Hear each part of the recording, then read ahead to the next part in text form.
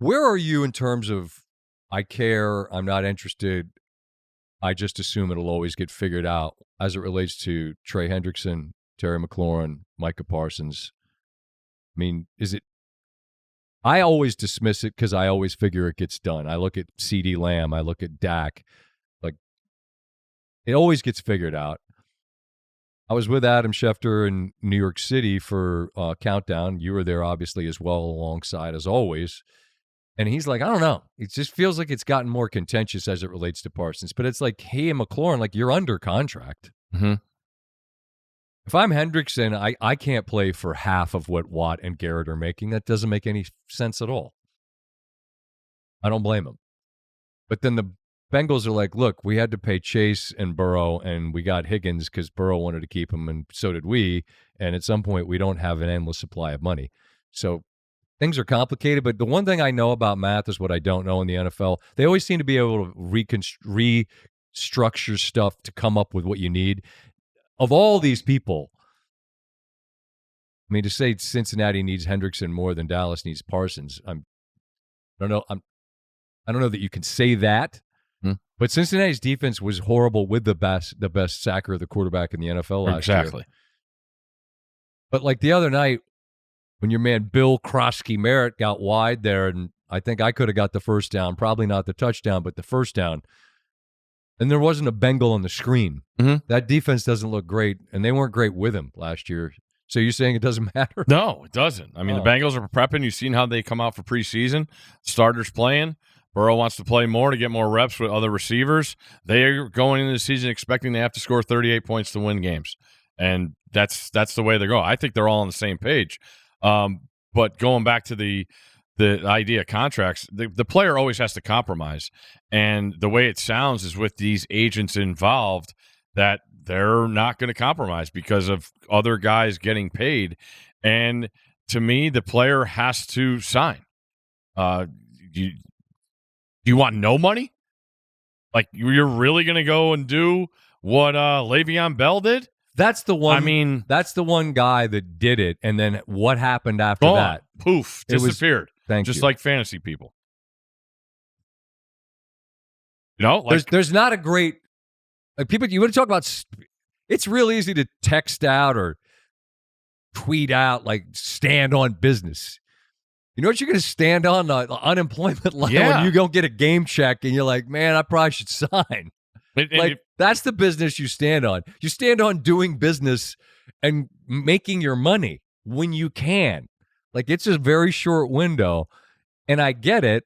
And you and I both think the world of McLaurin. Yeah. Couldn't have been a better pro, a better human. Teammate. And all of it. And then he was awesome last year. Put on the tape in the playoffs. But I don't blame Washington for going, man, you're going to be 30. And just because Pittsburgh paid DK 33 doesn't mean we're giving you that. Let's look at Cortland Sutton, who got 24. This is like real estate comps. Someone went bananas and bought a house for a number, and that's not the number. But you're worth a big number. And I think it always gets tricky. It always feels personal. I hope that things get figured out selfishly from the Washington standpoint, but also because I really like McLaurin as a human. And then I actually root for the team he plays for, and I like watching him catch the ball. Mm-hmm. So I'm all in for hoping it works. It's just going to need to be some compromise there. And apparently he's, again, based on what Adam's been reporting, like he's stuck on going, no, like there's a 33 out there. Mm-hmm. Yeah, I mean, again, I know I'm on an island here, but like you say you're a great teammate and you give everything you have and this and that and you want to win, and sometimes the money does not work, but do you want to be with your team and play a sport that you love? That's what it comes down to. And normally August gets to the end, and then September, now we got games. Things have a way of getting figured out. Yeah. Same way you and I talked about that book you buy at the student union in August that you haven't cracked the spine. When's the exam? Let me crack open this astronomy book here and see what old Galileo was talking about. What's this Doppler effect? Huh? What is that? How's that work? Is this multiple choice or essay? Crack open the book. Let's get the answers to the test here.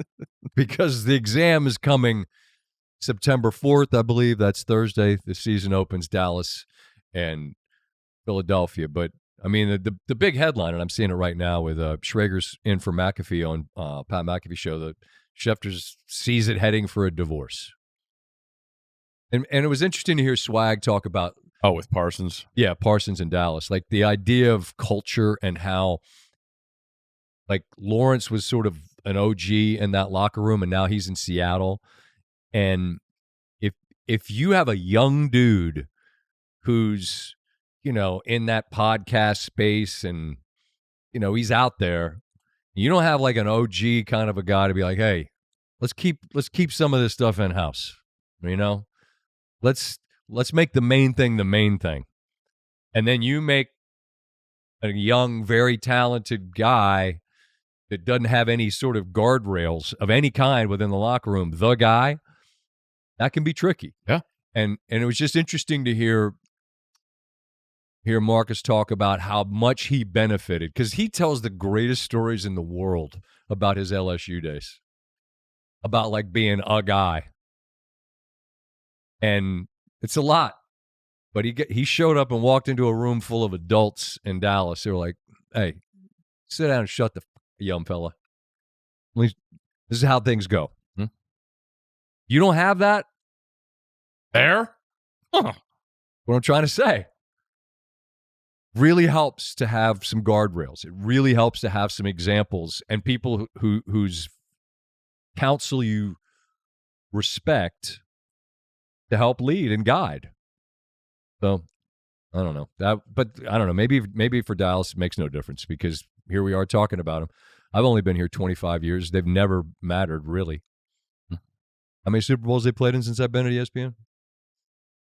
Not a one. Some good seasons. Not saying they haven't. They have. We've talked the tonnage of time talked about them versus the amount of time they play. Just stop. I don't do it like others. I think it matters at the moment as it relates to this conversation. This Micah conversation is part of Hendrickson, McLaurin, him. Mm-hmm. I'm just saying, when it comes to Dallas, their owner's the one that's out there in the mix. Thought he had a deal. Come on, dude. Jimmy Pitaro talks to me, thinks he's got a deal. No, he's going to talk to my guy. That's how it goes. I mean, we could talk framework, but you're going to talk dollars. You better talk to my man. How that goes. He knows, but what Jerry didn't give a shit. What difference does it make? It's worth the most money. Who cares if they're good or bad? Someone should.